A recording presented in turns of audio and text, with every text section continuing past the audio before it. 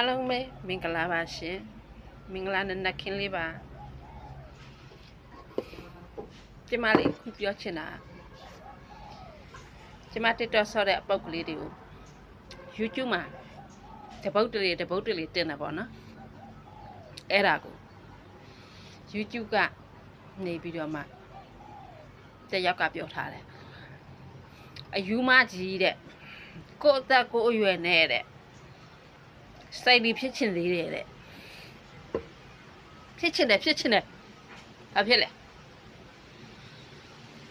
သူများတွေလိုမျိုးလူတိုင်းကိုမေးကြည့်လိုက်နော်ကိုဘဝကိုတိုးတက်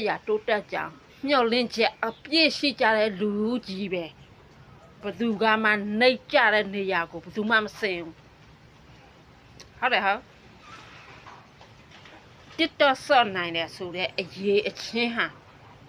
တောက်ရုံတန်ရုံအရေးချင်းနဲ့မရဘူးသိလား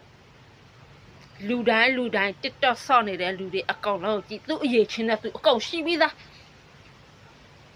လာပြီးတော့ဒီအသက်ဒီအရွယ်ရောက်မှဆယ်လီဖြစ်ချင်လားတို့ဘာတို့ကျမတို့ဆယ်လီချီကိုမမှန်တာဘူးကျမတို့ဘဝကျမတို့အလှသူများတွေတောင်မှဒီလိုမျိုးလုံနိုင်တယ်ငါလည်းလုံနိုင်တယ်ဆိုတဲ့စိတ်ဓာတ်ပဲရှိတယ်သူများဆက်လီဖြစ်ရင်ငါလည်းဖြစ်ချင်တယ်ဆိုပြီးတော့ငါတို့တွေရလေလို့ဘယ်တော့မှသူများမနာလို့စိတ်နဲ့ရှင်းနေတာမဟုတ်ဘူးကိုဝါသနာပါလို့ကိုဟန်နဲ့ကိုဒိုင်းပေါ်တက်ပြီးတော့ TikTok ဆော့တယ် YouTube ပေါ်လည်းတင်တယ်ဘာဖြစ်လဲ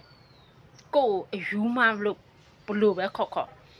အသက်အရွယ်ကြီးနဲ့ကျမထက်အသက်ကြီးတဲ့လူတွေတပုံတစ်ခေါင်းကြီး